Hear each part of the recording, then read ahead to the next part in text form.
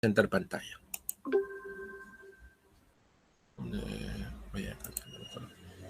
Mejor presento pantalla de una pestaña. Se preúnen materiales. Compartir. A ver, ¿se ve el PowerPoint, no, muchachos? Voy a ampliarlo un poco. Sí, profe.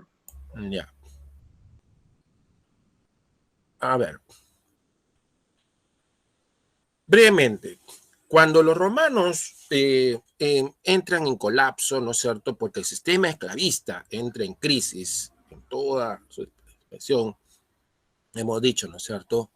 La corrupción romana, la decadencia del sistema esclavista, la presencia de los cristianos, la llegada pacífica de algunos bárbaros para intentar trabajar y las tierras de Roma, nada hace que la inevitable caída, ¿no? Por las propias contradicciones, ¿no es cierto?, que tiene el sistema se dé.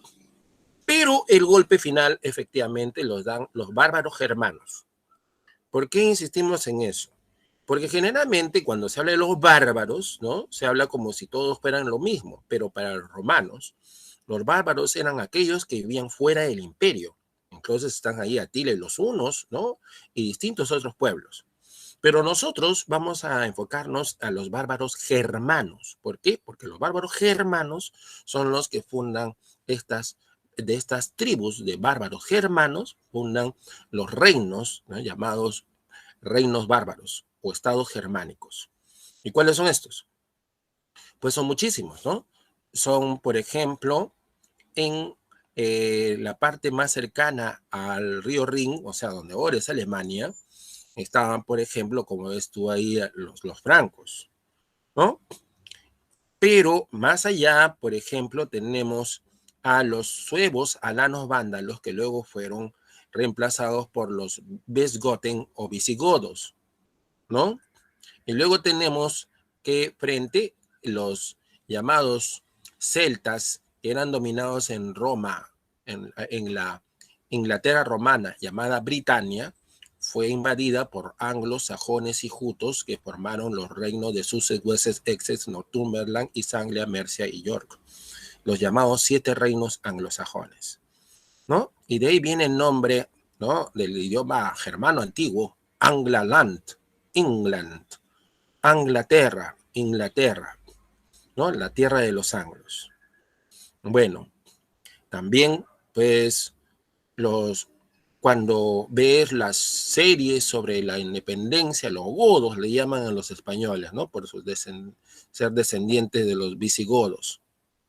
Bueno, no todos, pero una parte importante de los españoles son descendientes de los visigodos, que formaron reinos como Navarra, León, Aragón, Castilla, ¿no? Que pues siguen existiendo ahora, pero como una España unificada, con sangre y fuego en el siglo XVI. Bueno, los vándalos se trasladaron hacia África y ahora son sus descendientes, los tunisios, los de Túnez. Bien. Bueno, pero en Roma, en la Roma imperial, en la ciudad ya decadente, ¿te acuerdas? Que habían reemplazado la capital a Bizancio. ¿Quiénes fueron los que se quedaron por muy poco tiempo? Los érulos, ¿no? Que fueron los que hicieron caer Roma. Pero a los meses llegaron los lombardos y los ostrogoros. Los lombardos y los ostrogoros. Los lombardos, como aquí es acá cerca de la zona de Burgundia, Borgoña, ¿no? Lo que ahora es un poco Suiza, Italia, un poco de Alemania, pues van a quedarse en esta zona norteña. Y claro, pues entonces los lombardos y los ostrogodos van a tener las partes norteñas. Y luego los bizantinos del Imperio Romano de Oriente van a recuperar el sur de la bota de Italia. Bueno, más o menos esto está ocurriendo. Pero mucho más importante que hablar de las costumbres de los bárbaros germanos, ¿no? Como sus ordalías, sus juicios de Dios, o sus reuniones, Maili, o sus dioses, ¿no es cierto? Odín, Botar, Thor, en fin. Pues es importante recordar que de uno de estos reinos germanos, llamados los francos, se estableció el imperio carolingio. Bien, el imperio carolingio, que dice que tiene como base el reino franco. El reino franco en un primer momento fue gobernado por unos reyes de origen de un tal Meroveo, Mervich, y por eso se le llama los merovingios. Pero estos tenían a personas, digamos, bastante capacitadas para administrar el reino, y ellos se dedicaban a la guerra. Estos administradores se le llamaba mayordomos. Sucede pues que el reino franco va a enfrentarse contra la arremetida de los musulmanes, y en la batalla de Poitiers, los musulmanes son derrotados, pero no por obra del rey merovingio Childerico III, sino por obra de los mayordomos. Dentro de ellos, pues, padre, hijo y nieto, ¿no?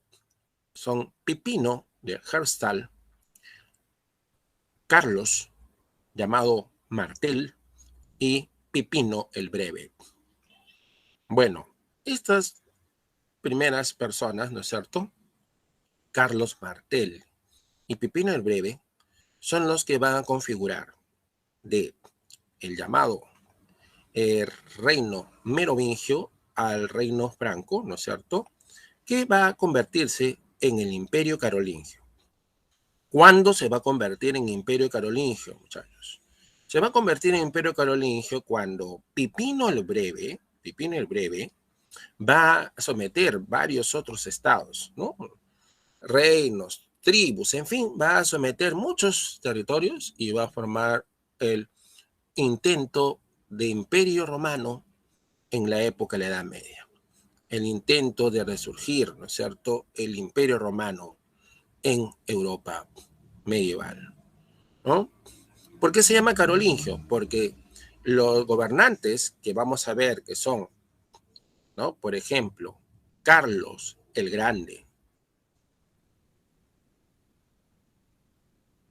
y Franco, el primer emperador Carlos el Grande, su hijo Ludovico Pío y toda su descendencia son descendientes de Carlos Martel, carolingios. Bien, pero también el imperio se le conoce como Sacro Romano Imperio o Sacro Imperio Romano. Bien, no Sacro Imperio Romano Germánico, que es después, Sacro Imperio Romano, que significa en latín Sagrado Imperio Romano, Sacro Rex Romanorum en latín. Bueno, el Sacro Rex Romanorum o Imperio Carolingio, como hemos visto, se funda del reino franco de Pipino el Breve, que hace conquistas, y luego su hijo Carlos, conocido como el Grande, Magnus en latín, va a administrar de una manera muy distinta el reino a través de autoridades como los condes en las provincias internas, los dux o duques en las zonas militarizadas, en las fronteras los marqueses y los missi dominici como custodios del orden imperial, como inspectores, ¿no?, supervisores. Bien, en esta época también va a ser una reforma importante a nivel educativo. ¿Por qué? Porque es la primera vez que el Estado, o sea, el gobierno, directamente se involucra en el aspecto educativo, ¿no? Porque antes todos los esfuerzos para enseñar las academias, la de Pitágoras o los liceos, ¿no es cierto?, fueron experiencias particulares. Lo importante entonces en que reside esto es que este esfuerzo de educar fue estatal, ¿no? Pero hay que recordar que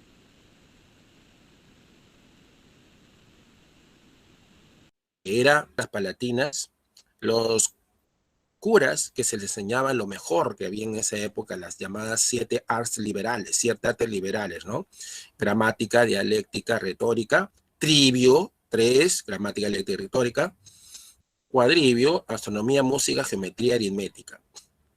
Bien, entonces los curas tenían grandes conocimientos que entre ellos se enseñaban de generación en generación. Y las parroquiales, que eran las escuelas, ¿no? Con lo cual implicaría, ¿no es cierto?, que el Estado carolingio está enseñándole al pueblo a escribir, lo cual es mentira, ¿no? ¿Por qué? Porque si bien es cierto, a un reducido grupo de gente se les da acceso a la educación. Porque como vamos a ver más bien, ¿no? En esta época se va a aprovechar la ignorancia de la gente para controlar. La más ignorante, entonces, puede ser más supersticioso, no creyente, porque puede ser muy creyente, pero supersticioso es una cosa muy distinta. ¿Mm? Pues estas personas, entonces, aprovechándose, ¿no?, de manera mala, ¿no?, de sus grandes conocimientos, pues van a impartir un orden totalmente desigual, ¿no? Totalmente desigual. Y va a ser justificado con una serie de elementos eh, intelectuales y filosóficos que se le conocen como la escolástica, ¿no? La escolástica de Tomás de Aquino, de Santo Tomás, ¿no? Basada en Aristóteles, ¿no? Ya su profesor de filosofía le va a dar más detalles respecto de la filosofía tomista o escolástica, ¿no? Pues bueno, ¿qué pasa con el Imperio Carolingio? Cae, pero ¿cómo va a caer? Pues primero, en su momento de gloria, Carlomagno, ¿no?, va a tener territorios alemán y tal, etcétera. Pero luego su hijo Ludovico Pío es malo gobernando y además van a haber elementos como invasiones de otros pueblos, ¿no es cierto?, de otros grupos bárbaros, y que van a generar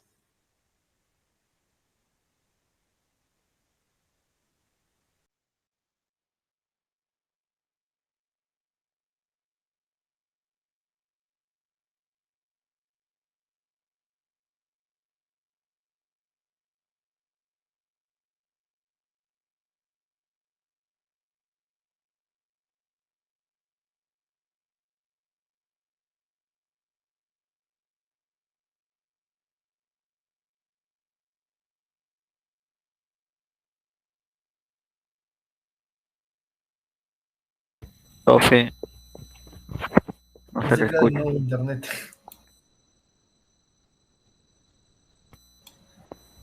Ya. Profe, se le escucha. Se le ha parado todo su video, todo se le ha parado. Ah, no. Oh, no. Ay, pues, zafó el profe. ¿Quién vio Venom? ¿No ve, no ve? Venom. Ah, Venom 2. Es cierto, no le he visto. No dejan piratear, no dejan piratear. No se dejan piratear. No lo puedo ver.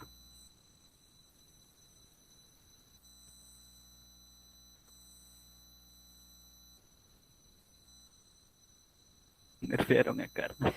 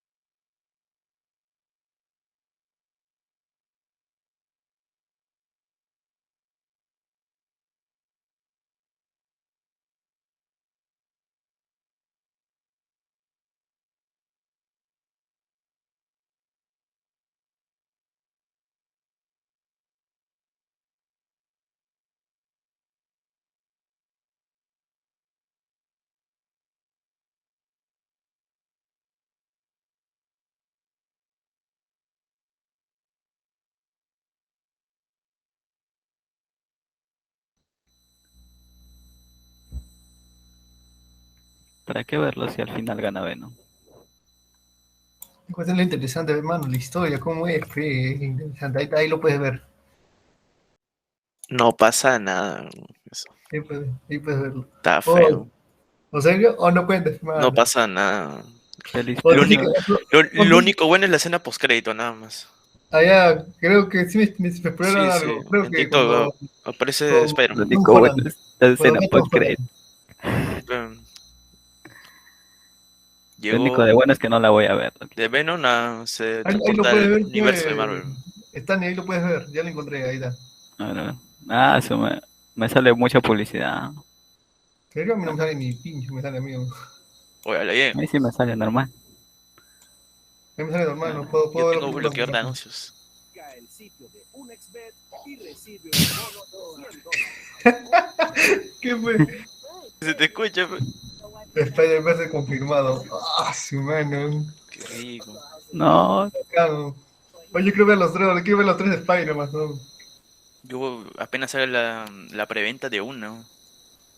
Ah, el hombre araña Los 3 en tres, cine, ¿no? go, go. Estoy esperando.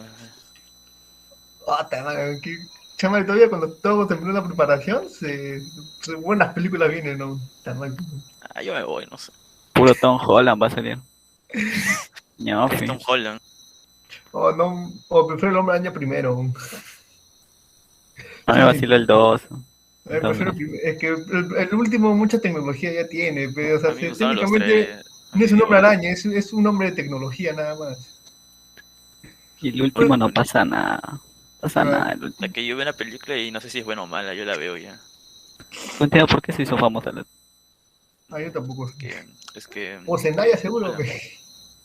Si yo lo veía todo en pirata, no entiendo por qué ganan dinero.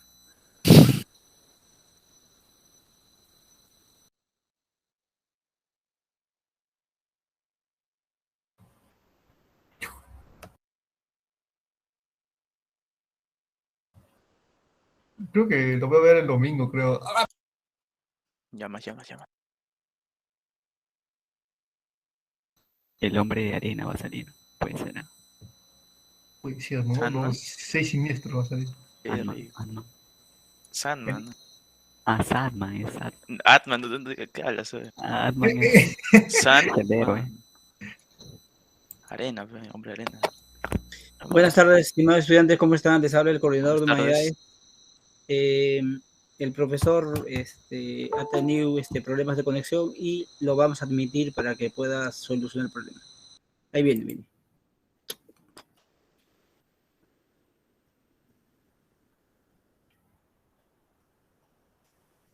A ver, un momento, chicos, solo paciencia, por favor.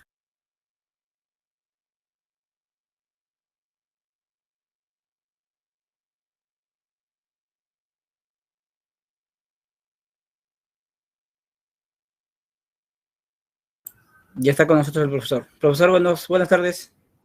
¿Sí me escucha? Perdón, estaba con el micrófono cerrado.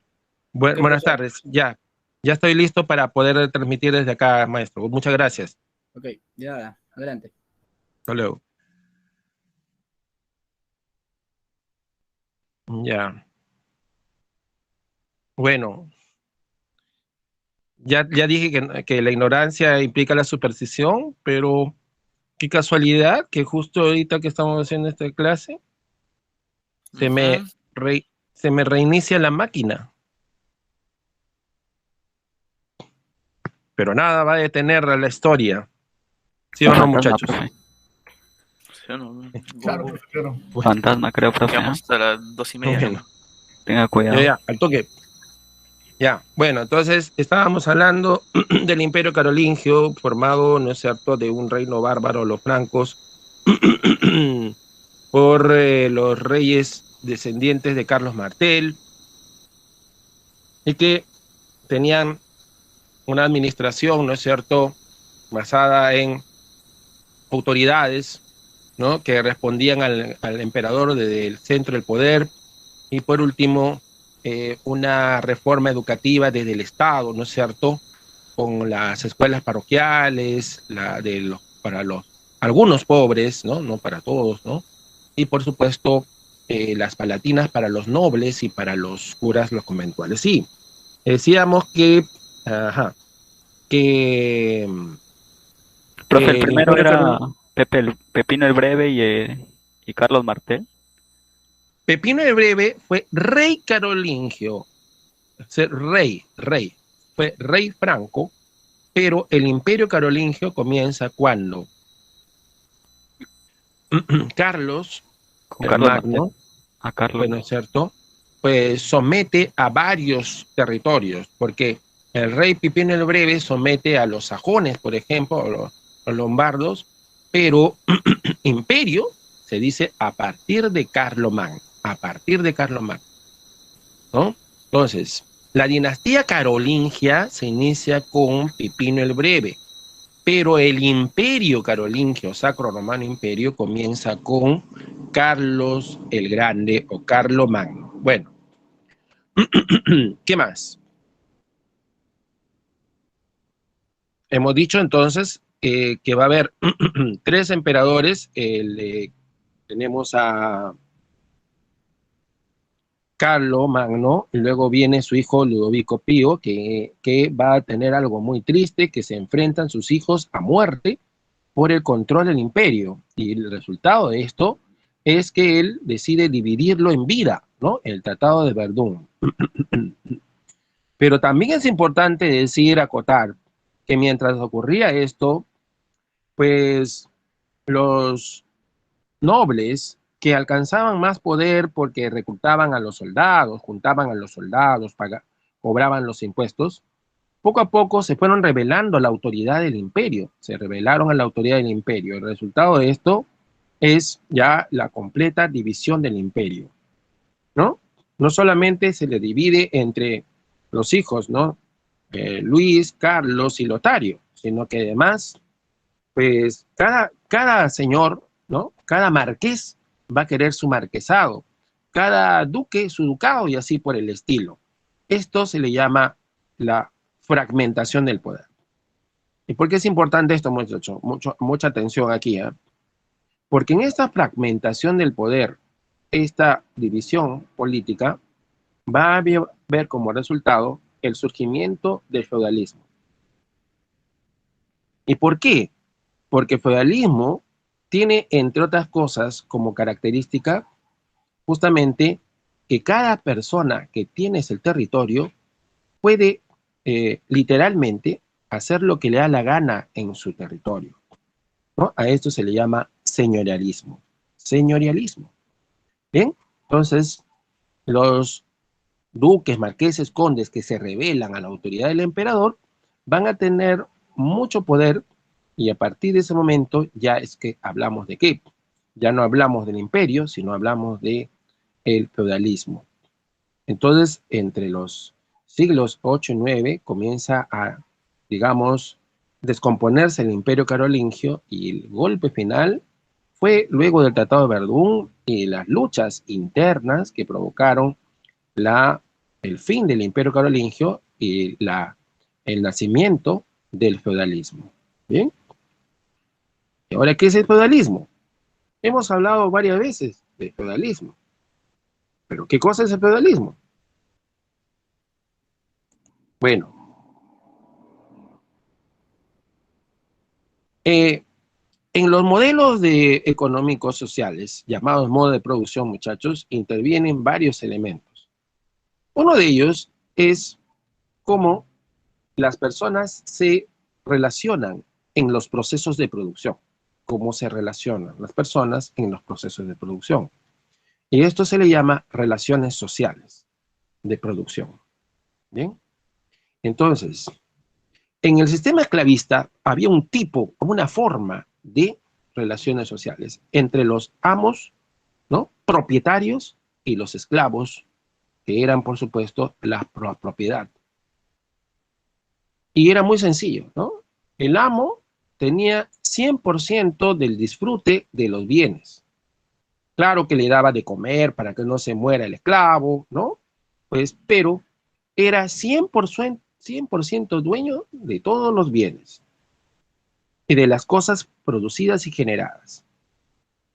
Pero en este nuevo sistema, muchachos, va a haber un cambio. ¿Cuál es? Que pues los productores van a poder tener el goce de una parte de su producción, pero otra obligatoriamente se la van a dar al dueño de la tierra o al que tiene control de la tierra. ¿Y cómo se llama eso, muchachos? Se le llama tributo. ¿Bien? Entonces, pero estas relaciones donde hay un tributo, ¿no es cierto?, en respecto a la tierra, le entregas a una persona una parte de tierra para que trabaje, un dueño de la tierra le entrega a otra persona para que trabaje. ¿Cómo se llama esta relación? Esta relación se le llama la relación de servidumbre. La relación de servidumbre. ¿Bien? Las relaciones de servidumbre, ¿no es cierto?, que está a la derecha, es esta relación muy importante. ¿Sabe por qué es importante? Porque de ahí es que se va a sacar las riquezas, ¿no? Porque ¿de dónde salen las riquezas? De la tierra. ¿Pero cómo? Trabajando la tierra, ¿no? Sembrando, cosechando, etcétera. Entonces, si las riquezas provienen de la tierra y tú le das a una persona un pedazo de tierra para que trabaje, y de eso, ¿no es cierto?, obligatoriamente tiene que darte el 80, a veces 90%, ¿no?, de todo lo que produce, entonces estamos ante un modelo de ¿qué?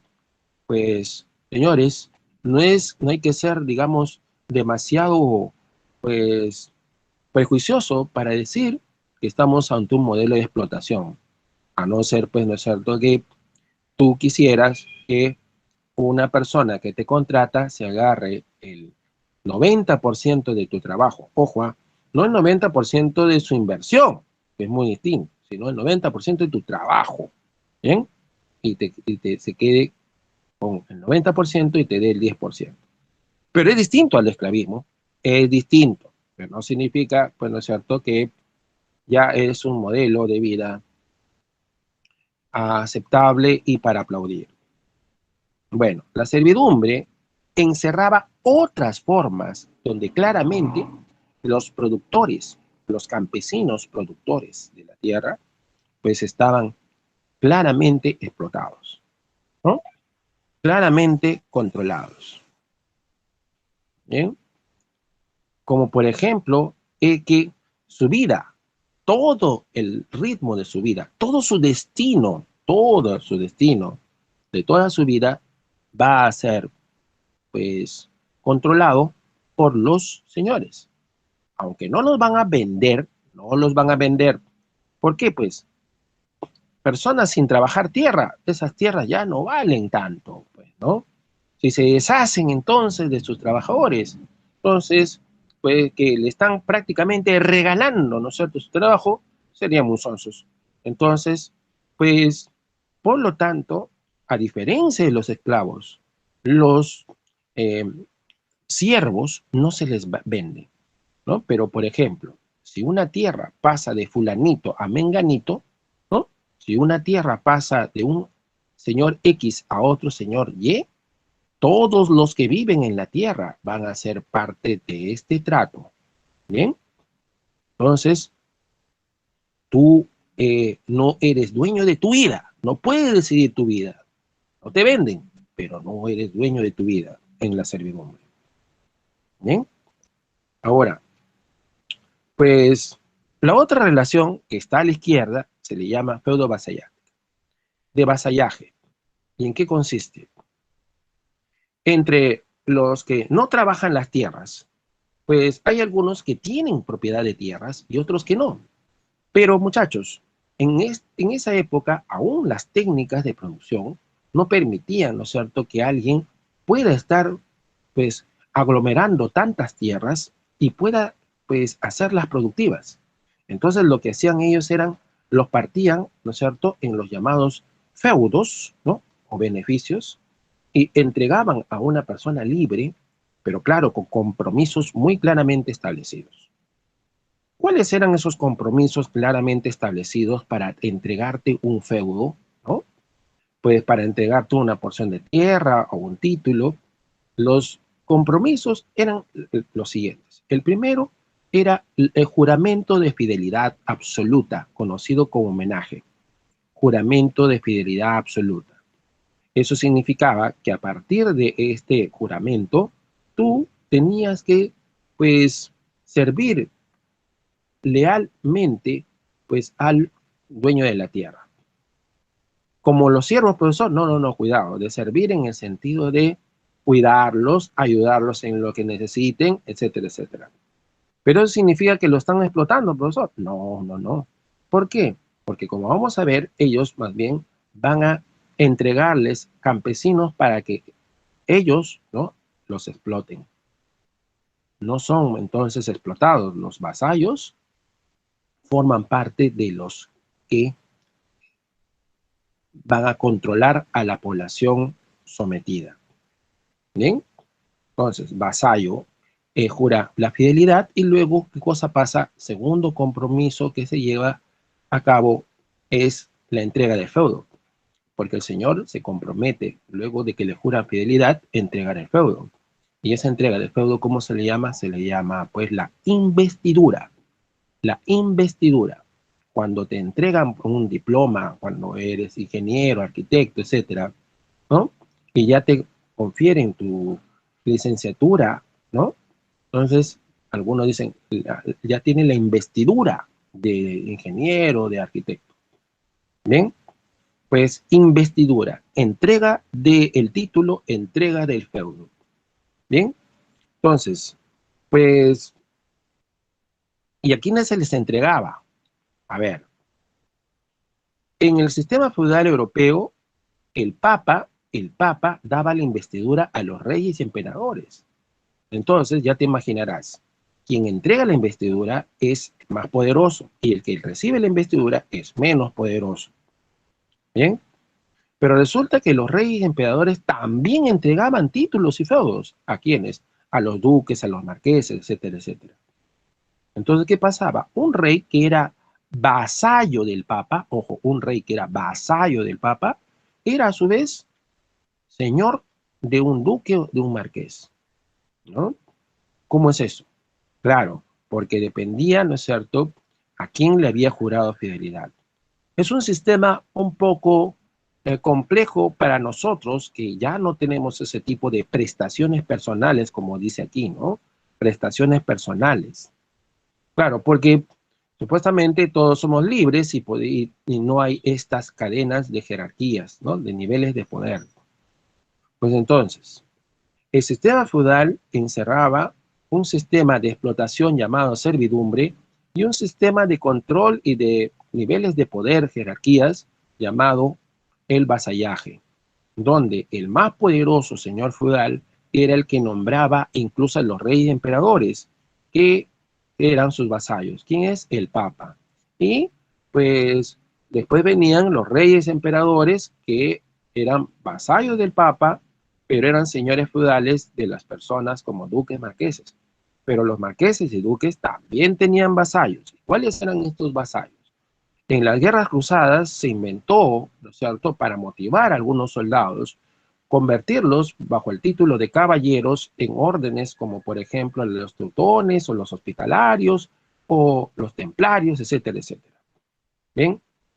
Entonces, el sistema feudal es bastante complejo. Y en esta parte, el vasallaje, ¿no?, espero que me haya explicado bien, pues es bastante complejo, pues, como para entender cómo funcionaba su sociedad. Entonces, los papas eran las máximas autoridades porque eran señores de todos, ¿no? La Iglesia Católica tenía mucho poder y el Papa tenía mucho poder en su nombre. Nombraba a los reyes, les daba investidura. Entonces los reyes eran vasallos del Papa. Los reyes daban investidura de los nobles, marqueses, condes. Entonces los reyes eran, pues, vasallos del Papa, pero señores de los marqueses, duques, condes. Y por último, los, pues, señores, marqueses, duques, condes nombraban a caballeros, y los caballeros entonces eran vasallos de los duques, condes, pero señores también. ¿De quiénes eran señores? Ah, ya, de los siervos, de los campesinos libres. ¿Sí? Bueno, entonces así funciona el sistema, muchachos. ¿Ven? Ahora, ¿en qué se parece esto? ¿En qué se parece esto a la política actual? Viene de la época romana, ¿no es cierto? El clientelaje, pero que también se habla de prebendas. Es decir, prebendas son estos beneficios que, por ejemplo, te dan cuando tú le juras fidelidad. Se dice, pues, ¿no es cierto?, que algunos partidos políticos se han incorporado dentro de ellos, pues, redes criminales, ¿no? Redes criminales. Entonces, es como en el sistema feudal, que era legal decirle, mira, tú vas a ser mi vasallo, y claro, tú me vas a servir, y yo te voy a proteger, y tú me proteges. Bueno, entonces, de manera ilegal, cuando se hace eso en política, obviamente, ¿no? Cuando un partido, por ejemplo, protege, nombra a una autoridad que no tiene capacidad, no tiene mérito, entonces es donde se dice que funciona este clientelismo, ¿no?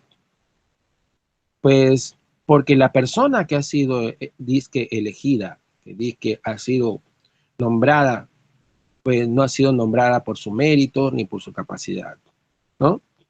Entonces, pues en países modernos, en países avanzados, ese tipo de relaciones en la política se supone que no deben existir. ¿Por qué? Porque estas son formas del feudalismo, formas de feudalismo. ¿Bien? Bueno, entonces, para comprender un poco por qué el Perú es atrasado, porque el Perú, pues, es muy atrasado en muchas relaciones. Y una de ellas es la que acabamos de mencionar. Bueno, para terminar, con respecto al feudalismo europeo, el feudalismo europeo, ¿no? Pues va a tener su punto culminante en la Baja Edad Media. Y esta comienza luego de la caída, ¿no?, abrupta del feudalismo, luego de tener su más grande apogeo. En la Baja Edad Media va a tener su más grande apogeo. El feudalismo va a cubrir Europa. Toda Europa va a haber pequeños señores feudales, marqueses, duques, condes, por cientos. Y ellos van a enfrentarse en guerras y van a establecer estas relaciones y estos vasallajes y estos compromisos. Y va a ser un pandemonio, un caos, un desorden en Europa. Pero un día, en Oriente ocurre algo. Pues en las movidas políticas, el Imperio Bizantino pierde el control, lo derrotan un grupo político, un imperio musulmán. Y a pesar de que el emperador bizantino pues se había peleado con el Papa, pues este va a pedirle apoyo como cristiano. ¿Por qué? Porque los musulmanes habían capturado el Santo Sepulcro. Pero como ves, no era porque eran musulmanes, sino porque a él, ¿no?, pues no tuvo lo suficiente cualidades militares para lograr, ¿no es cierto?, defender y controlar Jerusalén, etcétera, etcétera, y se la ganaron. Se la ganaron. Bien, pero ¿qué pasa? ¿Cómo se justificó esto? Que era el Santo Sepulcro de Jesús y no se podía permitir que personas de otra religión, de una fe distinta, puedan tener el control. Entonces, para muchos fue una llamada de una guerra santa, de una guerra justa, de una guerra que Dios quiere, como dijo el Papa Urbano II en el Concilio de Clermont. Pero muchachos, pues como ustedes saben, todas las guerras se justifican, ¿no? Pero realmente, solamente en muchos de los casos son pretextos. Las cruzadas invocaron la fe, ¿no? Y el resultado fue la preparación de un ejército descomunal durante 10 años para atacar los territorios orientales de dominación musulmana. ¿Cuál fue el efecto inmediato? Violaciones, muertes, pueblos quemados por parte de los que pregonaban la fe cristiana, pero que obviamente, pues si sabían realmente, si hubieran leído el Nuevo Testamento, pues jamás hubieran sido guiados sus manos y bañadas en sangre. Pero bueno, el hecho es que pasó y murieron miles y miles de orientales. Esto pues sirvió para ellos, para los orientales, para tomar fuerzas y desarrollar una organización para la venganza. Los turcos ayudaron a juntarse a los árabes y al resto de musulmanes para emprender la venganza. Y luego que los reyes cristianos, pues poco a poco, fueron perdiendo los territorios, los musulmanes, pues poco a poco hicieron que cada una de estas cruzadas sean unos fracasos. La primera, hemos dicho, fue la única exitosa. La segunda, una guerra continua con los turcos. Saladín, pues la batalla de Jatín y la derrota final de los cristianos en Jerusalén, que son expulsados. La tercera cruzada es la que el Papa, ¿no?, pide a los católicos a ir a una guerra, ¿no es cierto? Y los reyes más grandes de Inglaterra, Francia y el Imperio Sacro-Romano, Imperio Germánico, se unen con el nombre de Cruzada de los Reyes, pero es un total fracaso. Fracaso tras fracaso, la cuarta cruzada va hacia Bizancio, cruzada comercial. Ni siquiera va contra los musulmanes, sino contra el Imperio Bizantino, que ya hemos visto eran enemigos con el Papa.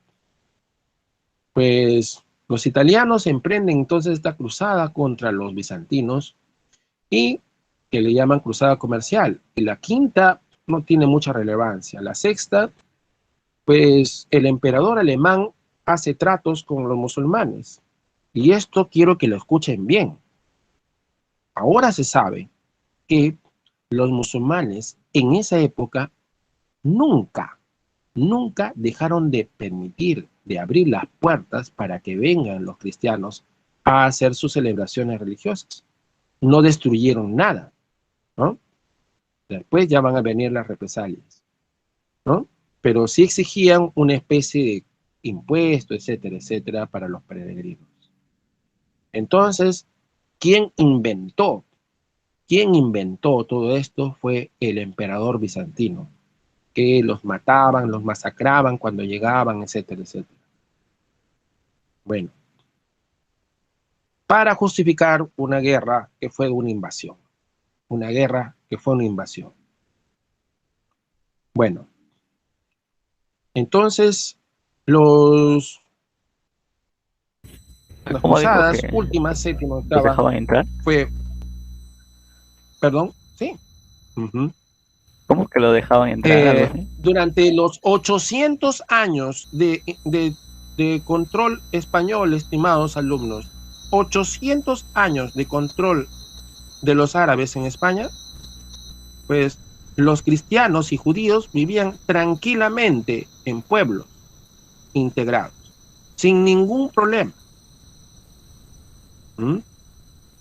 Solo tenían que respetar a las autoridades, pagar impuestos, como cualquier otro, como un extranjero, pero eran respetadas sus propiedades, etcétera, etcétera. Su religión, ¿no? Pues se les llamaba mujairines, ¿no? Por ejemplo, ¿no? Para poner un caso. Pero cuando vinieron los reyes católicos, hicieron un carnaval de sangre, ¿no? Y por supuesto, después a los judíos, ¿no? Los encerraron en unos llamados pogroms y luego después los expulsaron, ¿no? ¿Y qué habían hecho ellos? Nada, no habían hecho nada. Simplemente estaban viviendo ahí. No habían ayudado, nada. Bueno, entonces la historia le escriben quienes vencen. Quienes ganan, escriben la historia como les da la gana, ¿ves? Y por eso los españoles, ¿no es cierto?, nos han pues llenado de prejuicios con respecto a la presencia árabe. No, O sea, no ellos estamos de tienen la acuerdo. impresión de que los árabes fueron malos, ¿no? Cuando hubo esa impresión. Claro, pero todo gobierno obviamente tiene invasores, etcétera, pero no es, o sea, para que tú seas invasor blanco o que seas invasor cristiano no te hace menos invasor que un invasor oscuro, ¿no es cierto? Y que no es cristiano, ¿no? Invasor es invasor, así de sencillo. ¿Bien? Pero pues ellos tratan de justificar presencia, etcétera, etcétera. Pero bueno, vamos a hablar justamente, ¿no? Ya, el Imperio Bizantino de manera muy sencilla, muy sencilla. ¿Qué cosa vamos a hablar del Imperio Bizantino? El Imperio Bizantino, lo que hay que hablar es que luego de dejar de ser, ¿no?, Roma de Oriente, en el siglo VI después de Cristo, Justiniano alcanza el poder. ¿Y por qué es importante? Porque Justiniano es la época de la más importante, ¿no? Época del apogeo del Imperio Bizantino, Justiniano. ¿Qué hace Justiniano? Además de expandir el imperio, como ves, ¿no es cierto?, por todas las zonas amarillas que eran Europa, el este y un poco de África, un gran imperio bizantino. Además de eso, pues Justiniano recopila las leyes llamado Código Justiniano. Le llaman Código Justiniano porque él mandó como emperador a recopilar las leyes. Entonces no te olvides, el más grande de los emperadores bizantinos fue Justiniano. ¿Y cuál fue su obra más importante? Su obra más importante fue la recopilación de leyes conocido como Código Justiniano y que es considerado el aporte de los romanos a la historia, el derecho, ¿no? La más importante joya del derecho, el Código Justiniano en el gobierno bizantino, ¿no es cierto?, de Justiniano en el siglo VI. Bueno, con respecto a los árabes hay que hablar mucho más. ¿Por qué, muchachos? Es como dicen los comerciales, a veces hay que desaprender. Primero hay que desaprender para aprender. O sea, sacar las basuritas, ¿no es cierto?, que a veces ponen con medias verdades o mentiras, ¿no? Mentiras de largo. Bueno, los árabes son un pueblo. Los árabes son un pueblo que vivía en donde, en la península arábiga. ¿Y cuál es? ¿No es cierto? Ahí donde ves esa parte anaranjadita, ¿no es cierto? Esa es la península arábiga, ¿ya? Entonces esa zona, principalmente desértica, cuando aún no se conocía la importancia del petróleo, era casi un desierto con pequeños valles, oasis, pues tenía pequeñas ciudades y estas estaban dominadas por judíos, pues, y que no se portaban muy bien con la población árabe. Los judíos tenían malas relaciones con los árabes. Entonces, un grupo de árabes dirigido por Mahomet o Mahoma va pues decir que inspirado por el arcángel Gabriel, ojo, inspirado por el arcángel Gabriel, que es un ícono judeo-cristiano, el arcángel Gabriel se le aparece, dice, y le dice que Alá que nada más y nada menos que es la palabra árabe de Dios, sí, el mismo Dios de los cristianos, el papá, el, pues, el Dios Padre de los cristianos y el Dios Yahvé de los judíos, ese se le presenta a Mahoma y le dice que tiene que la misión de liberar a su pueblo, con una fe que implica, pues, digamos, aceptar todo lo que Dios le depara. Y esa aceptación de todo, ¿no? De lo que le depara Dios, la sumisión a la voluntad de Dios, la aceptación de la voluntad del destino que Dios te ha dado, ¿cómo se le llama en árabe? Se llama, ojo por aquí, la voluntad que tienes que aceptar de Dios, se llama Islam. Islam. ¿Bien? Ah, entonces por eso ellos dicen que son la religión del Islam, claro, porque son la religión de la fe de la voluntad de Dios. ¿Bien? Así ellos se consideran.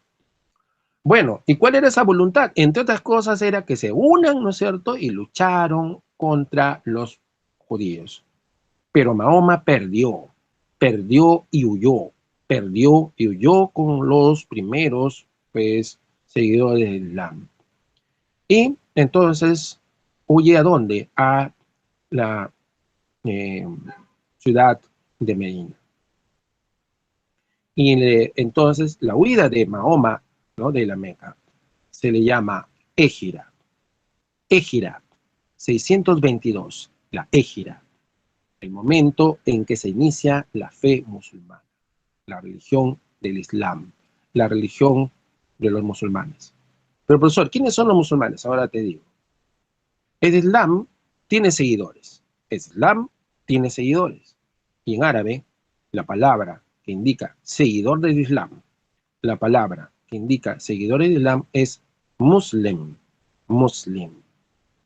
Entonces, de ahí viene la palabra castellana de cosa, musulmán.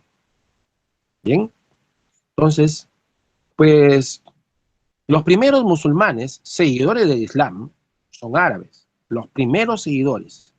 Pero ahora hay musulmanes, incluso, ¿no es cierto?, blancos, europeos, qué sé yo.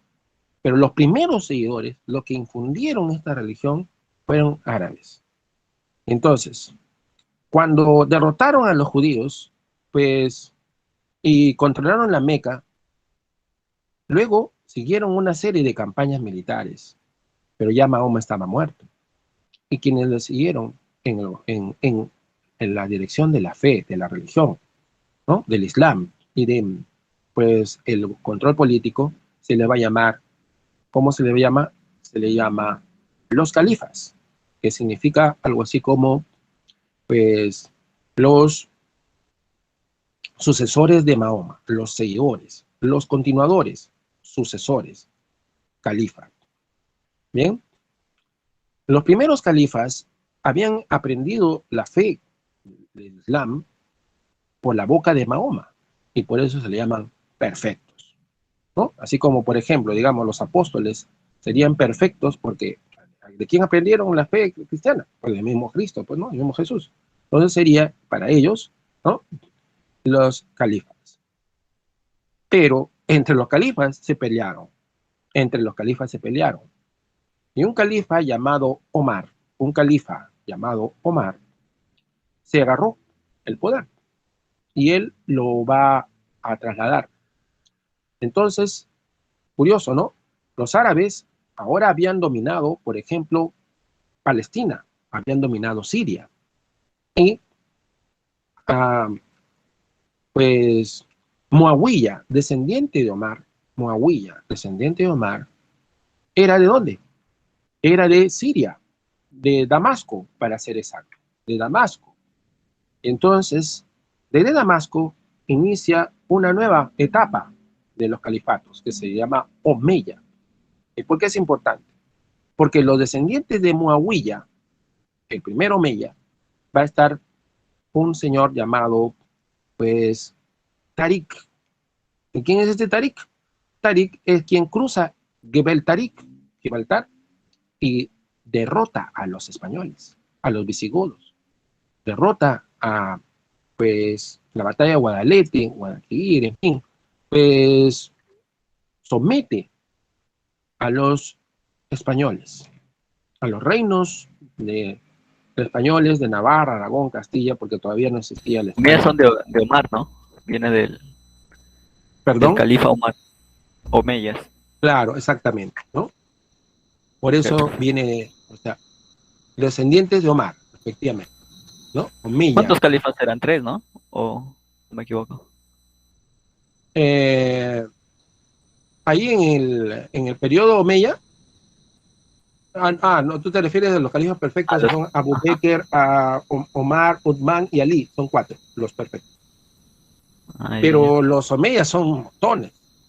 ¿Por qué? Ahora voy a terminar de explicar. Los Omeyas, al dominar España, ¿no? Pues traen no solamente a los soldados, sino también traen a sus científicos. Y sus sabios, sus científicos, sus filósofos, leían, ¿no es cierto? Pues leían sin cesar, leían con, pues, ¿no es cierto?, con una total pasión a los griegos. Y de leer tanto a los griegos, continuaron, ¿no es cierto?, con apoyo del mismo Estado, continuaron y, ojo, para algunos se dice que las primeras universidades occidentales son las de Italia, pero las primeras universidades fueron creadas por los árabes. Unos lugares, unos espacios, ¿no es cierto?, similares al Museo de Alejandro, donde se reunían estos sabios, ¿no?, como Ibn Rushd, conocido como Averroes, o Ibn Sin, conocido como Avicena, ¿no? Estos sabios, por ejemplo, van a dar como resultado conocimientos que eran la continuación de los griegos. Por ejemplo, la famosa alquimia. Ustedes que les gusta la química, ¿no es cierto? La alquimia. ¿De dónde viene la alquimia? La alquimia no son brebajes, ¿no es cierto?, raros de brujos. La alquimia fue la ciencia que practicaron los árabes, ¿no es cierto?, ¿no? Efectivamente, desarrollando lo que podríamos llamar Con los sabios ahorita de España, ¿no? una química experimental. Pues en España se desarrollaron principalmente. Y el resultado de esto fue, por ejemplo, productos que hasta ahora usamos. Hasta nuestro alcohol, ¿no es cierto?, que ahora nos ha salvado tantas vidas. Alcohol, o el éter, o pues, o cuando queremos presentarnos y oler bonito, ¿no? Los perfumes, que son invención, producto de la destilación del alcohol en los alambiques. Todo el proceso inicial de la química experimental fue desarrollado por los árabes. Y claro, por supuesto, si bien es cierto, J.K. Rowling, ¿no es cierto?, quiso hacer como una especie de homenaje con su piedra filosofal, no le hizo muy buen, digamos, homenaje porque mucha gente cree que está relacionado con los magos, pero la piedra filosofal fue un intento de conseguir la fórmula inicial, es decir, lo que sería ahora entender todos los elementos para ver cuáles son sus mezclas, ¿no? Y claro, y luego entonces poder desarrollar el salto de transformarlos. Para transformar algo tienes que conocerlo, como por ejemplo el plomo en oro, que ya se ha transformado en ciclotrones de hace muchas décadas. Ya se puede bombardear, ¿no es cierto?, plomo y, bueno, obviamente en ciclotrones, en reactores atómicos y, pues, entre comillas, convertirlo en oro. Los árabes, entonces, también nos traen el álgebra, que tanto te gusta, ¿no? El conocimiento del cero lo traen de los hindúes. Álgebra, algaber, ¿te suena familiar? Algoritmos, al-Khwarizmi, pues ahora que son tan de moda los algoritmos, ¿no es cierto?, en el mundo informático, algoritmo, pues entonces no me vengan que solamente pues son loquitos que quieren meter bombas. Eso está bien, ¿no es cierto?, para gente totalmente ignorante, ¿no? Que, pues, repito, como que vean a los musulmanes, como que vean a los cristianos, todos somos loquitos como lo de Ku Klux Klan, queremos matar judíos, afrodescendientes, etcétera, etcétera. Profe, Meter bombas, ¿no? esa división que ha hecho ustedes, que son totalmente independientes, ¿no? Se han dividido los musulmanes en esos tres. Sí, después se dividieron. ¿Qué pasó?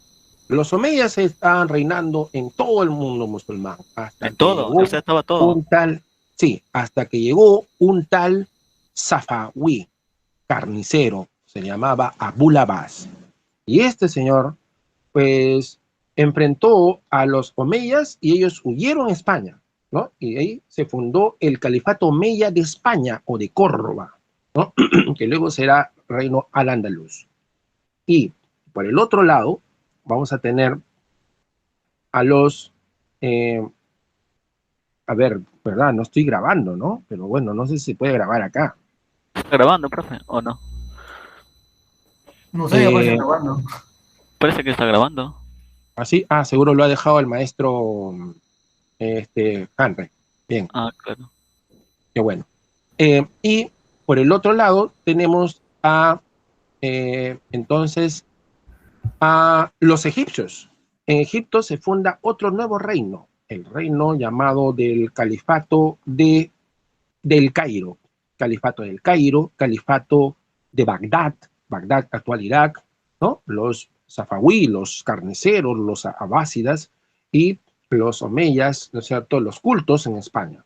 Ya ahí comienzan ya varias peleas, ¿no? Porque unos dicen que el Corán es lo único, otros dicen que las sunas, los sunitas, otros dicen que Mahoma tiene que ser seguido, como ahora, ¿no es cierto? Como ahora.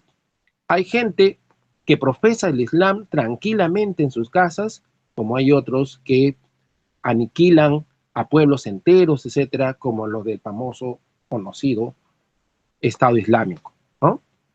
Pues que, por ejemplo, los norteamericanos, ¿no?, que permiten ayudar a los talibanes a llegar al gobierno, pero que ahora ya los consideran sus enemigos y que te han ido corriendo, ¿no es cierto?, con sus helicópteros, han tenido que irse de Afganistán. Pues, ¿quiénes pusieron a los talibanes en el gobierno? Fueron los norteamericanos en el primer gobierno, pero no directamente ellos, porque los talibanes no existían en ese momento, sino pues los guerrilleros en contra del gobierno soviético. Y largo de explicar. Pues la historia entonces, pues de los musulmanes es mucho más rica que eso. Y digo rica en todo sentido, porque cada vez que te comes un buñuelo, conocido como picarón, o te comes un arroz con leche, o te comes una mazamorra, ¿no? O te comes pues una paella, no solamente es lo que trajeron los españoles, lo trajeron los españoles y los árabes, o más aún cuando te comes un ceviche no de tumbo, ¿no es cierto? Esa fruta cítrica que viene de la selva, que la traían los moches, ¿no? Que es el originario, escabeche o ceviche, ¿no? O sea, cebolla y limón. Los árabes te han traído más cosas que, pues, lo que tú crees a tu cultura, que es la cultura peruana, que no solamente es de los españoles, ¿no? Pues, y claro, entonces hay que conocer más para poder, digamos, respetar a todos, a todas las culturas, a todos los pueblos, a todas las civilizaciones, y no solamente de los que son blanquitos o son de otro color, etcétera, etcétera. No a las diferencias absurdas, ¿no? Pero sí, por supuesto, respeto científico a todos los que aportan algo a la humanidad. Bueno, muchachos. Mahoma fue como un emperador para tener tantas tierras. Mahoma. Tanto territorio, sí, Mahoma. Mahoma podría llamársele un gran gobernante, pero que aún no era imperio, porque cuando él gobernó hasta el año 632 en que murió, aún el territorio que dominaban era solamente lo que ahora es Arabia, ¿no? Lo que ahora es Emiratos Árabes Unidos, Qatar, Yemen, a Arabia Saudita, ¿no? Ujú. En fin, Entonces, solamente ¿desde cuándo se convirtió en imperio ya? podemos decir que fue imperio a partir de los llamados califas omeyas, sin duda alguna, ¿no es cierto? Ya los perfectos tienen algunas conquistas, pero claramente con el apogeo del imperio es en la época omeya. Ok, Apogeo del perfecto. imperio, época omeya. Bien, bueno muchachos, creo que ha sido, gracias porque, bueno, después de esos contratiempos, ¿no es cierto? No nos pudimos, no podíamos dejarnos vencer por las conspiraciones contra nuestra clase, y creo que a ver cómo se hace para tengo que dejar de presentar, ¿no? Y estamos ya listos para poder culminar. Y sí, pues estamos grabando. Qué bueno, está grabando. El profesor Henry lo ha hecho seguro. Sí, profesor, sigo aquí. Más bien voy a dejar de grabar. Muchas gracias. Ah, ya, ya. Ah, ya. Ah, ya, ya, maestro, gracias. Entonces, ya muchachos, ya hemos podido terminar. Gracias por su paciencia y estamos en la próxima clase. Nos vemos. Gracias, profesor Henry. Hasta luego. Hasta luego, profesor.